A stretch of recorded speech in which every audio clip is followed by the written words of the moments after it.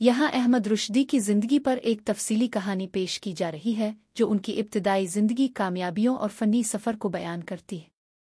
अहमद रुश्दी, पाकिस्तान के लाजवाल गुलकार की कहानी। पाकिस्तानी मौसीक़ी की दुनिया में कई नामवर गुलकार गुजरे हैं, लेकिन कुछ आवाज़ें ऐसी होती हैं जो वक्त के साथ अमर हो जाती है।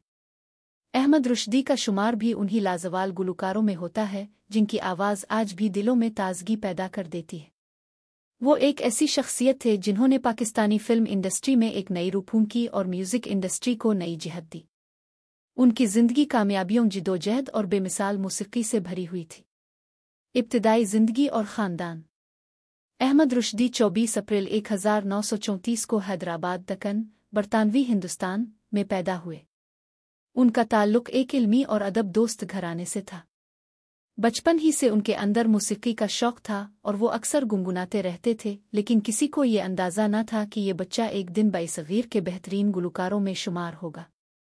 तक़सीम हिंद 1947 के बाद उनका ख़ानदान पाकिस्तान हिजरत कर आया और कराची में सुकूनत इख्तियार की।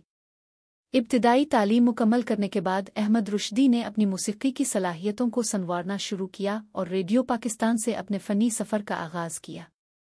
फ़नी करियर का आगाज़।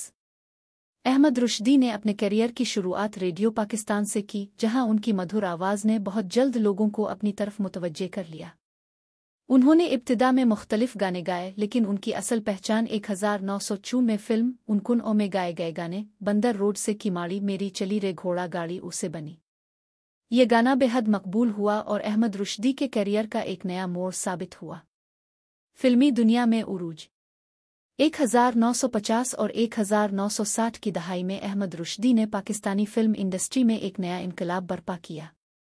उनकी आवाज़ में एक ख़ास चमक, ताज़गी और तवानाई थी जिसने उन्हें हर दूर का मकबूल गुलकार बना दिया। कुछ मशहूर गाने। कोको कोरीना फ़िल्म, अरमान 1966। अकेले ना जाना हमें छोड़कर तुम फ़िल्म, अरमान 1966। चांद सा रोशन चेहरा फ़िल्म, दुल्हन एक रात की। मैंने रखा है मोहब्बत अपने अफसाने का नाम फ़िल्म, तीसरी मंजिल। हो तुम जो तुम कहो मेरी जान। ये वो गाने हैं जो आज भी पाकिस्तानी फ़िल्मी मौसीक़ी की पहचान समझे जाते हैं और अहमद रुश्दी की आवाज़ के बग़ैर नामुकम्मल लगते हैं। अहमद रुश्दी और वहीद मुराद की जोड़ी। अहमद रुश्दी को ख़ास तौर पर वहीद मुराद की आवाज़ माना जाता था। जब भी वहीद मुराद स्क्रीन पर आते, अहमद रुश्दी की आवाज़ उनके लबों पर सुनाई देती। इस जोड़ी ने कई सुपरहिट गाने दिए जिनमें कोको कोरीना और अकेले ना जाना ओ जैसे नगमे शामिल हैं। वहीद मुराद के चॉकलेटी हीरो स्टाइल को अहमद रुश्दी की आवाज़ ने और भी मकबूल बना दिया। यही वजह है कि आज भी जब वहीद मुराद की फ़िल्में देखी जाती हैं तो अहमद रुश्दी की आवाज़ स्क्रीन पर जादू बखेरती महसूस होती है। अहमद रुश्दी की मुनफरिद गायकी। अहमद रुश्दी का गाने का अंदाज़ रिवायती ग़ज़ल क्लासिकी मौसीक़ी से बिल्कुल मुख्तलिफ था। वो एक जदीद, पुरजोश और दिलकश अंदाज़ में गाने वाले पहले गुलकार थे। उनकी आवाज़ में नौजवानों की शोख़ी, शरारत और तवानाई महसूस की जा सकती थी। यही वजह है कि अहमद रुश्दी को पाकिस्तान का पहला पॉप गुलकार भी कहा जाता है, क्योंकि उन्होंने पहली बार मौसीक़ी में मग़रिबी असरात को शामिल किया और फ़ास्ट बीट, जाज़ और रॉक एंड रोल जैसे अनासिर को अपने अंदाज़ में ढाला। ज़ाती ज़िंदगी और मुश्किलात।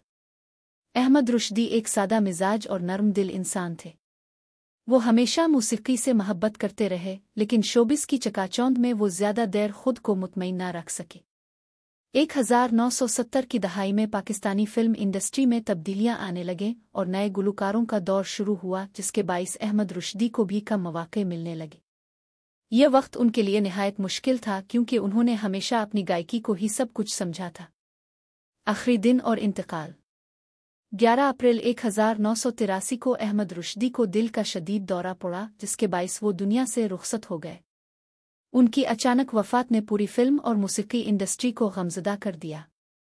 उनकी कब्र सखी हसन कब्रिस्तान, कराची में वाक़ है, जहां आज भी उनके चाहने वाले उनकी कब्र पर फ़ातिहा ख़ानी के लिए आते हैं।